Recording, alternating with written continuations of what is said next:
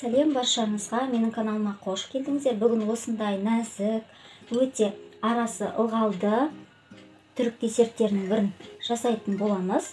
Видеоны соңына дейін көріңіздер. Сіздермен Фариза. Ең алдымен екі жұмыртқамызды салып аламыз. Мен керек заттың барлығын описанияға қалдырамын. Үстіне қант салып, жақсылап араластырамыз.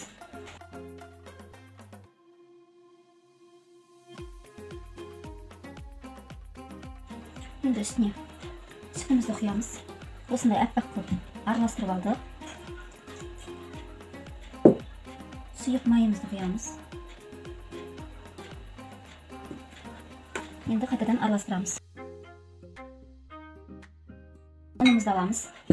Үстіне какаоымызды саламыз. Және бір қасық қопсы қышымызды аламыз. Жақсылап барлығын араластырып, дайын болған сұйықтығымызға салып араластырамыз.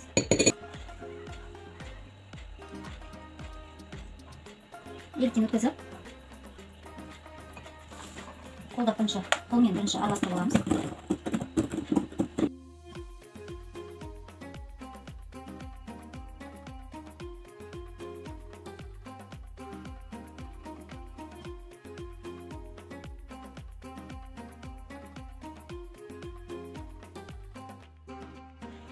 Мінекей осындай бізде шоколадный тесто дайын болады.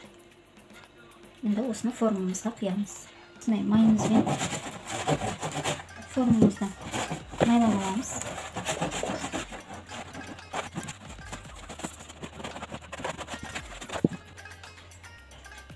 Осымызға құямыз.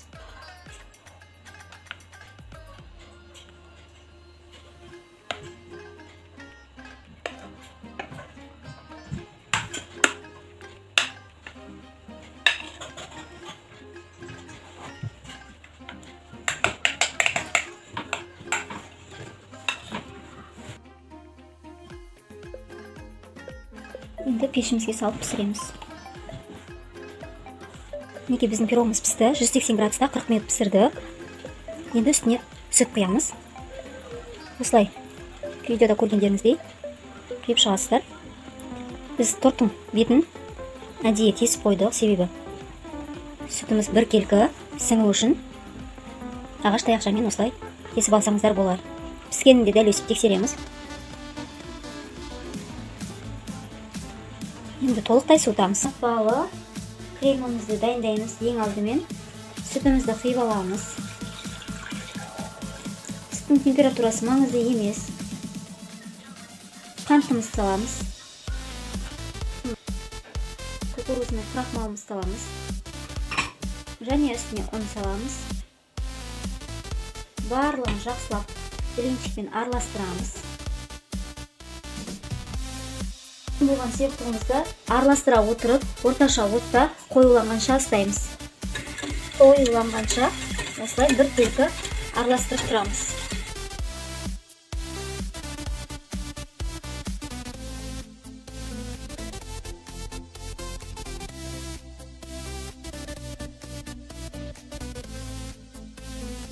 Осындай болып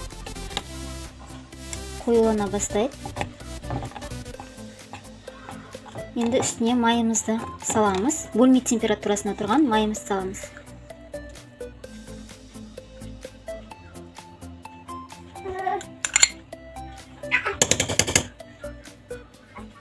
Астын сөндіреміз. Осы температурамызда біздің майымыз ериді.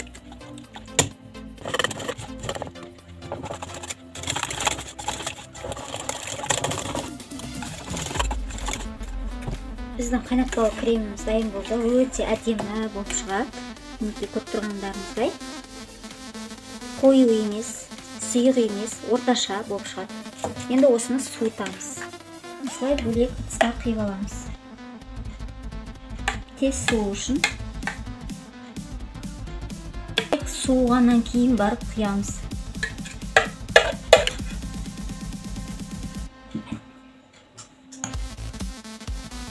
дайындаған суды енді осыны пирогымыздың үстіне құйып жағамыз.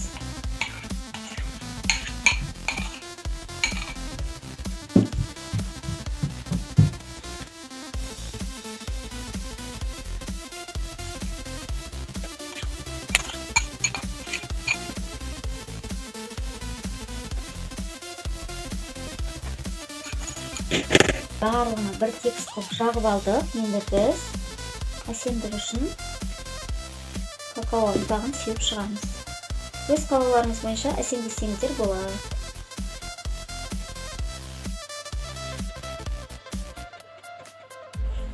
Өте жұмсақ, арасы ылғалды осындай түрік десерті шығады.